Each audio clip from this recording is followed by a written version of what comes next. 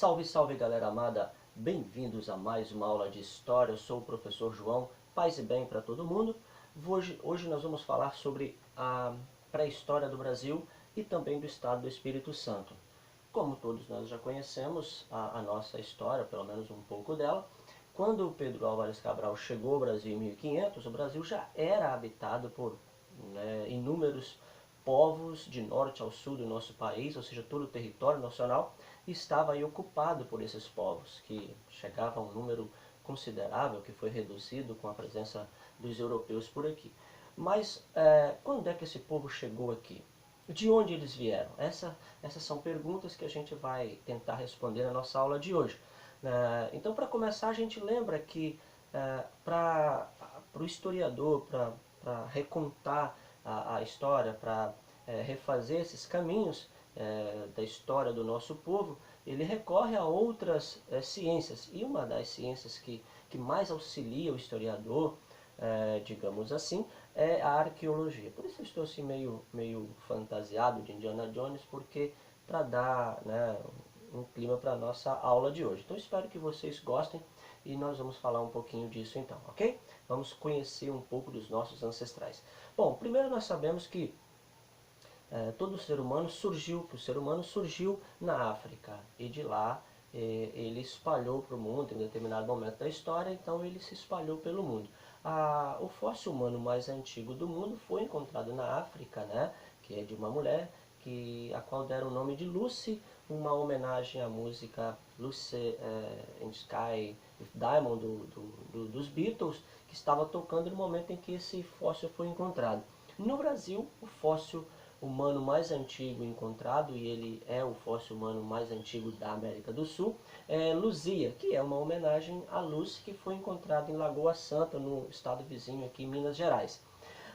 Ele data de mais ou menos 11.500 anos atrás, ou seja, então nós temos uma certeza que há pelo menos 11.500, 12.000 anos atrás, já existiam pessoas vivendo no Brasil. Isso quer dizer que, confirmado, quando Cabral chegou aqui em 1500, há mais ou menos 10.000 anos antes dele, já tinha gente habitando o Brasil.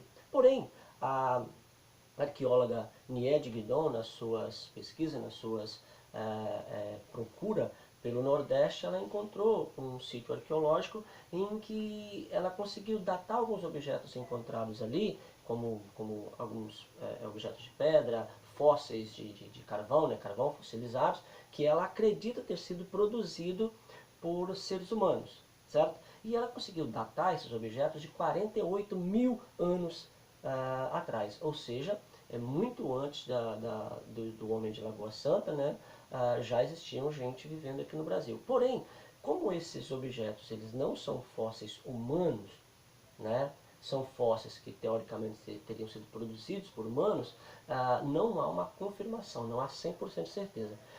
No entanto, todas as expectativas, ou seja, aponta para que isso tenha sido realmente produzido por seres humanos e não tenha sido uma fogueira ao acaso, um raio que caiu na árvore e queimou a árvore, ou um pedaço de pedra que foi moldado pela natureza. Não.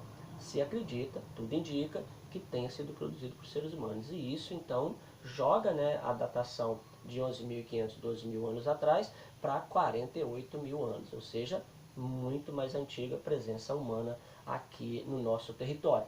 Bom, como esse homem chega aqui? Ele chega, já conhecemos a teoria do Estreito de Bering, né, em que o homem teria atravessado da Ásia para a América, mais precisamente da Sibéria na Rússia para o Alasca nos Estados Unidos, na última era glacial em que congela o Estreito de Bering, que é um mar que separa a América da Ásia, que tem mais ou menos 85 quilômetros de extensão, e que ele teria aí, o mar teria retroagido, o gelo teria congelado tudo e formou então-se uma ponte ali de gelo e esses homens seriam atravessados por ali, certo?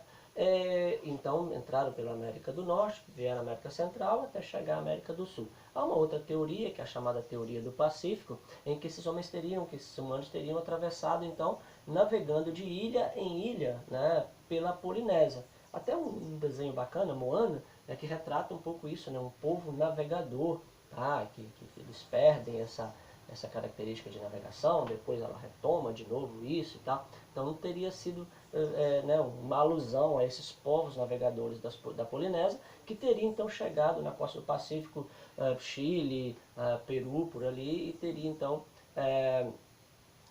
povoado a América do Sul. Há algumas pessoas, alguns estudiosos, alguns cientistas que acreditam que uma teoria não exclui a outra, ou seja, que as duas foram reais, ou seja, que houveram duas levas de povoação aqui, né? Uma vinda pelo Estreito de Bering e a outra vinda pelo Pacífico. O importante é sabermos que povos habitavam a América muito antes da chegada de Cabral, certo? Bom, onde é que estavam esses povos? Esses povos estavam espalhados por todo o território nacional. E aí a gente tem umas características interessantes. Por exemplo, no litoral nós temos o sambaqui, principalmente o litoral sudeste e mais para a região sul. E esses povos tinham uma característica mais sedentária, ou seja, eles ficavam muito tempo no mesmo lugar. Isso é demonstrado pelos montes de concha. O sambaqui é, na verdade, um monte de concha. Esses montes chegam até 30 metros de altura, ou seja, eles se alimentavam de moluscos, né, de peixes, moluscos e também até de pequenos animais. E tudo que eles iam fazendo, sobretudo as conchas, eles iam jogando no mesmo lugar, tipo um lixão assim. E isso juntou-se um amontoado e hoje é um sítio arqueológico importante para entender a característica desse povo chamado sambaqui, que viveu no litoral brasileiro. Então esses montes de concha são os chamados sambaquis.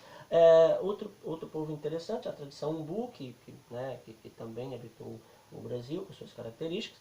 O povo da Amazônia. Os povos da Amazônia são interessantes porque eles têm algumas sociedades mais complexas.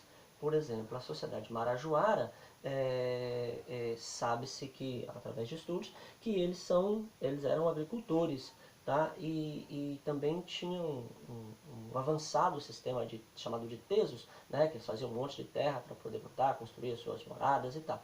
E há uma tecnologia muito avançada, ou seja, um requinte muito bacana na fabricação de cerâmicas, né? Essa aqui é um souvenir, né? Mas seria uma cerâmica, né? Baseado na cerâmica produzida antigamente pelos marajoaras, que ficam na ilha do Marajó, que desenvolveram na ilha de Marajó, na região no estado do Pará. Isso aqui, que também demonstra que eles eram povos agricultores, é o tipiti. Tipiti é um objeto feito, né, para poder manusear a mandioca, para poder espremer a mandioca e fabricar aí a farinha, o polvilho, né? Então a mandioca teria sido um alimento que foi domesticado e cultivado pelos indígenas da Amazônia, tá? E hoje ela se tornou um alimento muito consumido no nosso Brasil, principalmente na região norte. Região norte, né, no Belém, já conheço um pouco da região, e vejo assim que a mandioca é muito utilizada lá para tudo. E isso é uma herança indígena, certo? Os tapajônicos, né, ou tapajoaras, que viveram na região do Rio Tapajós, em Santarém, também no Pará. E há uma outra sociedade interessante também que viveu também na região amazônica, no estado de Rondônia, né, na região do Rio Madeira e tal. Lá foram encontrados alguns resquícios, alguns vestígios de que eles praticavam agricultura. Tá? Era uma sociedade assim, bastante avançada, digamos assim, para a época, para o modelo deles. Não tivemos no Brasil sociedades construtoras, né, de grandes templos de pedra, ou casas de pedra, cidade de pedras, como os incas, os maias, os astecas. Mas nós tivemos também no Brasil sociedades bastante avançadas, bastante interessantes. Ok? Bom, no Espírito Santo nós tivemos também a presença dos indígenas aqui, certo? E isso de norte ao sul do nosso estado, há sítios arqueológicos que comprovam a presença desses indígenas aqui quando Cabral chegou. Uma coisa interessante é o nosso próprio tratamento, né? Ou seja, o capixaba, o nome capixaba, ou seja, o nativo, aquele que nasce no Espírito Santo, chamado de capixaba, e a palavra capixaba é uma herança indígena nossa, né? Capixaba significa roça, o indígena chamava isso, a roça dele lá, tá, o cultivo dele era chamado de capixaba, e então aportuguesou a palavra, virou capixaba, então virou o nosso adjetivo, virou um adjetivo, né, para designar aquele nascido no Espírito Santo. Ou seja, quando chamarem de capixaba, lembrem-se, isso é uma herança indígena. No Espírito Santo nós temos alguns sítios arqueológicos interessantes, um deles é a caverna ou Gruta do Limoeiro, né, uma caverna que tem no interior do estado, mais precisamente em Castelo, sul do estado, e que lá teria sido encontrado alguns vestígios da presença humana naquela região, era usada como abrigo. No norte do nosso estado, muito próximo da gente, em Aracruz, temos uma aldeia indígena ainda, né, a aldeia de Piraquiaçu,